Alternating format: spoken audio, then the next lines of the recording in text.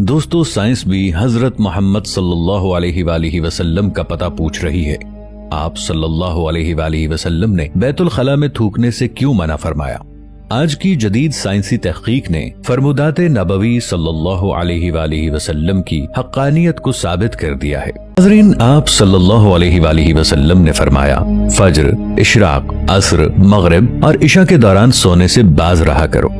आज medical science ने discover किया है कि कुर्राए अर्ज पर फज्र और इशराक के दौरान ऑक्सीजन की मिकदार बहुत कम होती है।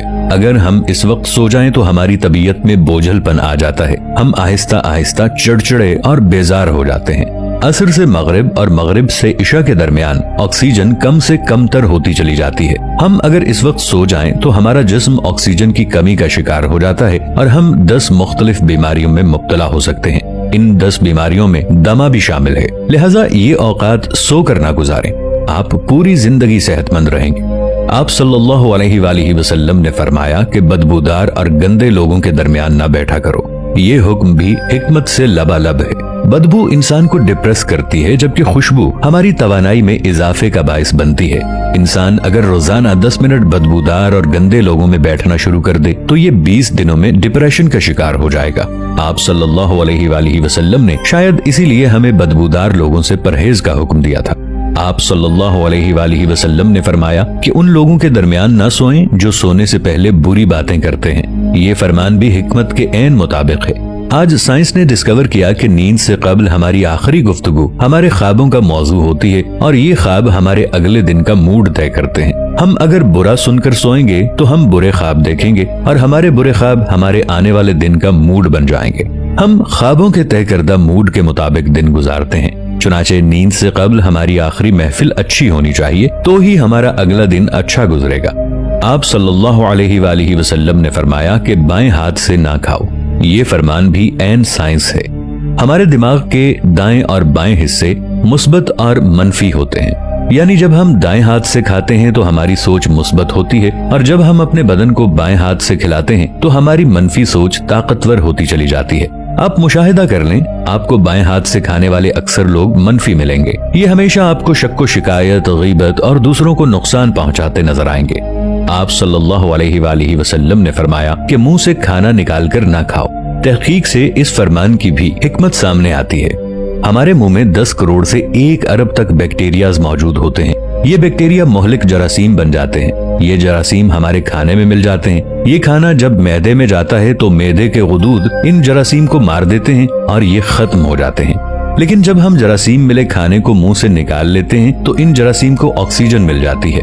ये ऑक्सीजन सेकंड्स के 1000वें हिस्से में इन जरासीम की तादाद खरबों तक पहुंचा देती है। ये जरासीम मैदे के गुदूदों से भी ज्यादा ताकतवर होते हैं। इस तरह ये लुक़मा हमारे मैदे में पहुंचकर जहर बन जाता है और ये जहर हमारे पूरे निजाम में इन्हिज़ाम को तबाह कर देता है। आपको जिंदगी में कभी कोई ऐसा शख्स सेहतमंद नहीं मिलेगा जिसको मुंह से लुक़मा निकाल कर खाने की आदत हो।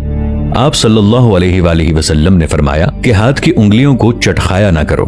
साइंस का कहना है कि हम में से जो लोग उंगलियों को चटखाते हैं यानी उनके कड़ाके निकालते हैं, उनके जोड़ खुलना शुरू हो जाते हैं और फिर ये लोग जोड़ों के दर्द की शिकायत भी करते हैं। आप सल्लल्लाहु अलैहि वालिहि वसल्लम ने फरमाया कि जूता पहनने से कबल इसे झाड़ लिया करो।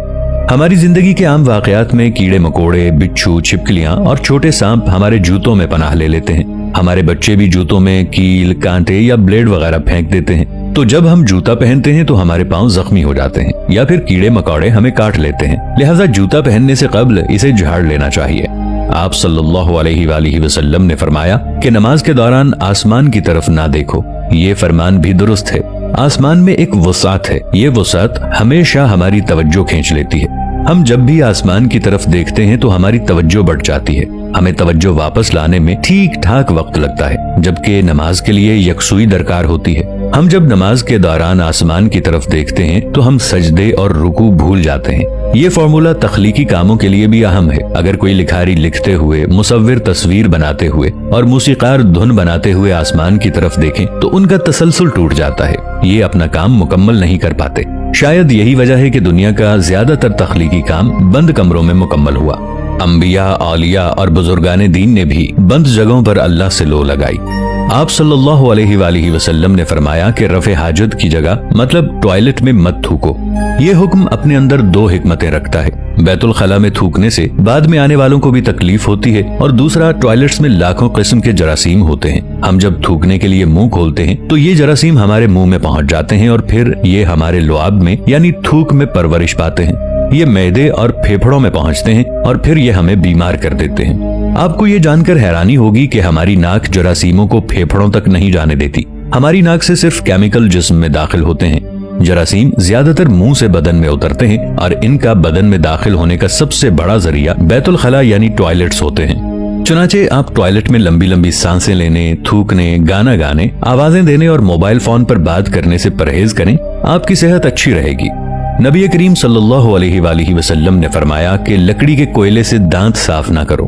ہم میں سے بے شمار لوگ کوئلے سے دانت صاف کرتے ہیں۔ کوئلے سے ہمارے دانت وقتی طور پر چمک تو جاتے ہیں، لیکن یہ بعد ازاں مسوڑے بھی زخمی کر دیتا ہے، یہ دانتوں کی جڑیں بھی ہلا دیتا ہے، اور یہ منہ میں بدبو بھی پیدا کرتا ہے۔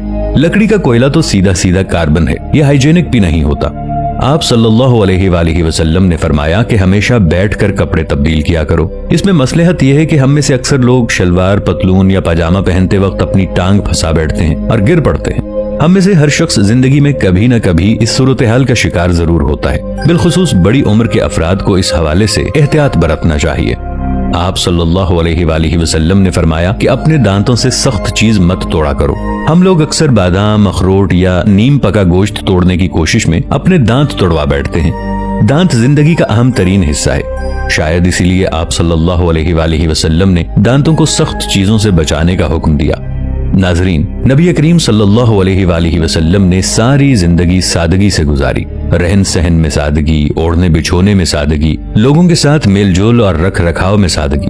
آپ صلی اللہ علیہ وآلہ وسلم کے گھر پر کئی دن کا فاقہ ہو جاتا۔ ایک موقع پر حضرت فاطمہ رضی اللہ عنہا بارگاہ نبوت میں روٹی کا ٹکڑا لے کر حاضر ہوئیں۔ آپ صلی اللہ علیہ وآلہ وسلم نے پوچھا، یہ کیا ہے؟ کہا، یہ روٹی ہے جسے میں نے پکایا ہے۔ دل نے گوارا نہ کیا کہ آپ کو چھوڑ کر کھا لوں، اس لیے یہ لے کر حاضر خدمت ہوئی۔ آپ صلی اللہ علیہ وآلہ وسلم نے فرمایا، یہ 3 دن کے بعد پہلا کھانا ہے جو تمہارے باپ کے پیٹ میں گیا ہے۔ کبھی آپ صلی اللہ علیہ وآلہ وسلم کے دسترخوان پر 2 قسم کے کھانے جمع نہ ہوئے۔ اگر روٹی تناول فرماتے تو اس کے ساتھ کوئی اضافی چیز نہ ہوتی۔ کبھی آپ صلی اللہ علیہ وآلہ وسلم پر ایسا فاقہ ہوتا کہ بھوک کی شدت سے پیٹ پیٹ سے چپک جاتا۔ غزوہ خندق کے موقع پر حضرت طلحہ رضی اللہ عنہ نے کھدائی کے دوران حضور اکرم صلی اللہ علیہ وآلہ وسلم کے پاس آ کر بھوک کی شکایت کی اور اپنا پیٹ کھول کر دکھایا۔ اس پر ایک پتھر بندھا ہوا تھا۔ یہ دیکھ کر آپ صلی اللہ علیہ وآلہ وسلم نے بھی اپنے شکم مبارک سے کپڑا اٹھایا۔ ابو طلحہ رضی اللہ عنہ کہتے ہیں کہ ہم نے دیکھا کہ آپ صلی اللہ علیہ وآلہ وسلم کے جسم اطہر سے 2 پتھر بندھے ہوئے ہیں، جبکہ اگر آپ چاہتے تو آپ صلی اللہ علیہ وآلہ وسلم کے لیے کیا کچھ سامان عیش و عشرت کا انتظام نہ ہوتا۔ مدنی زندگی کے آخری دور میں خصوصاً خیبر و حنین کی فتح کے بعد سامان عیش و عشرت کا انتظام نہ ہوتا۔ آپ صلی اللہ علیہ وآلہ وسلم نے اپنی اس بے تکلف طرز زندگی کے ذریعے یہ بتلا دیا کہ تمام سامان راحت کے ہوتے ہوئے بھی اس طرح کی معمولی زندگی گزاری جا سکتی۔